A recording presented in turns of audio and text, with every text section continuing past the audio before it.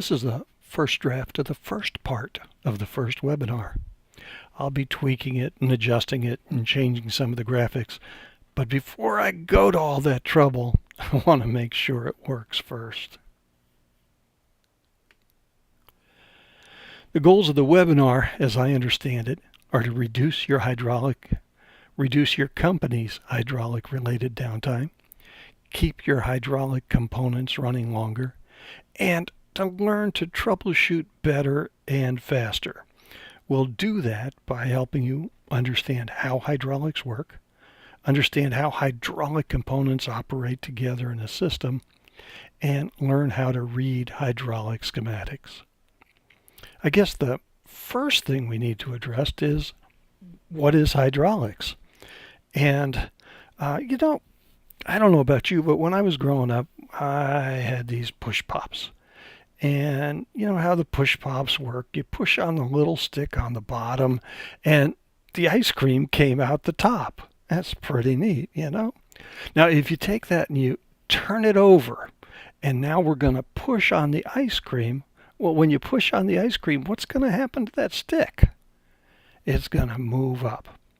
So as we start talking about what is hydraulics, we're going to start off by building a hydraulic cylinder, which is nothing more than one of those push-pop containers on steroids. If you go over to the mill house, you'll find that there's a shelf just filled with steel tubing. And we're going to grab a 4-inch diameter tube that's about a foot long. Now this tube is hollow, so if we were to take a ball and drop the ball into the tube, it would go all the way through the tube and come out the other end. Just like if you take one of those push pops and you take the little stick and the pusher out of it. And then we're going to take a hydraulic rod and piston assembly. And the piston and rod assembly consists of a piston, and it consists of the rod. And the piston has got a couple of seals on it to make sure that oil doesn't leak around the piston when we're operating the cylinder.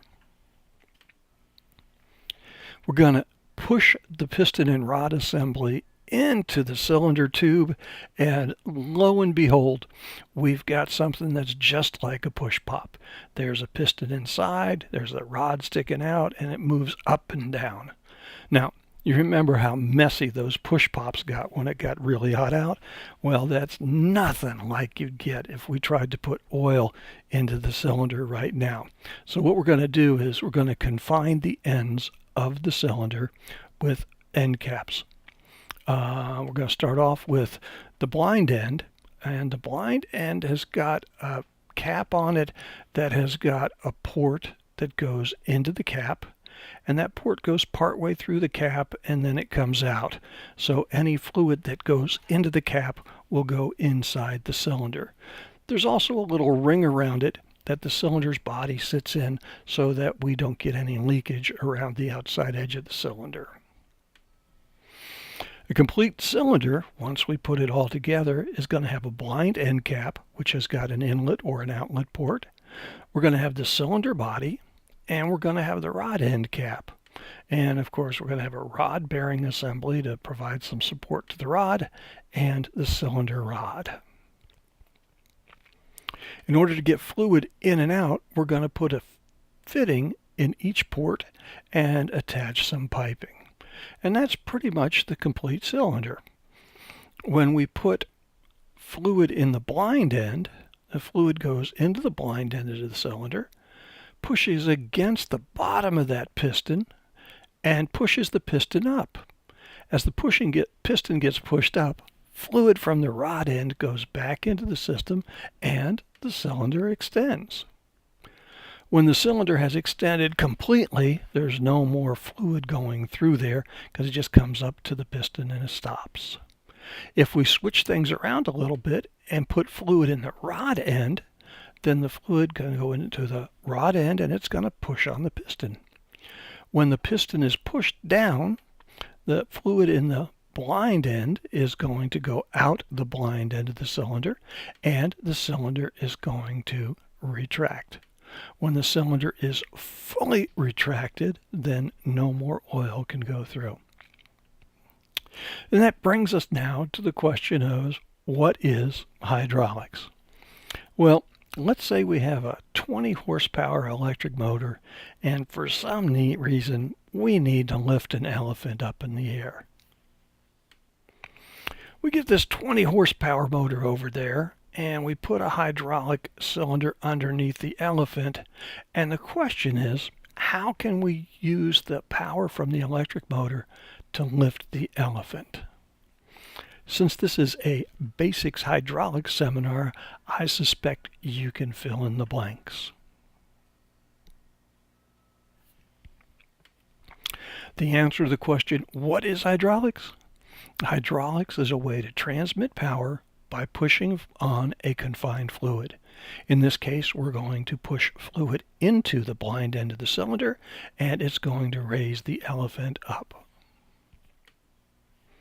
At this point, you may be wondering, why should you care about taking this series of webinars? And I don't know about you, but I know this guy that's really, really good at something. And he's just an excellent mechanic. And one day, this guy in a really nice sports car came screeching up into Pappy's garage and came storming in and said, I've got my car. I've had it for a while, and it keeps on making this noise, and I cannot find a way to stop it. I've been to 7 or 8 other mechanics, and nobody can stop the noise. Can you help me out? Well, my friend Pappy goes back, and he looks at the car, gets it running, and listens to the car, scratches his head, and after a few minutes, he goes over to his toolbox, and he pulls out a tack hammer. Nothing else, just a tap hammer. And he goes on back to the car, and he just taps, tap, tap, on one spot in the car. And all of a sudden, the car starts to run perfectly. It's just purring along. And that guy in the big fancy suit, he comes up to Pappy and says, "That's great, that's wonderful, how much do I owe you?" And Pappy looks at the guy and he says, $280.75.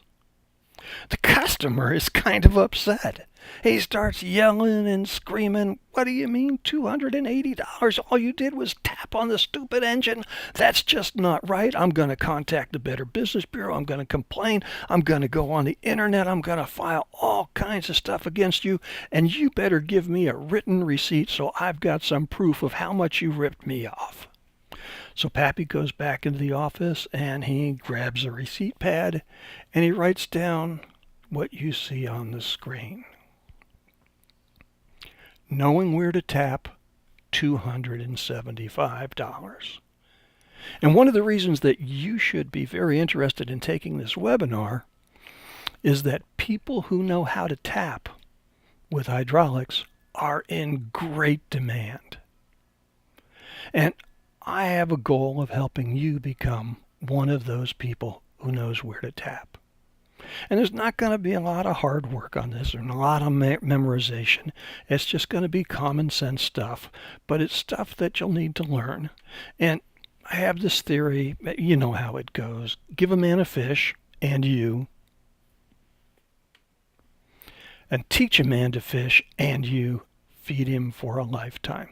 So we're going to teach you about basic hydraulics, what it is, how it works, why it works, how to read schematics, and pretty much how to troubleshoot. First quiz, what is hydraulics?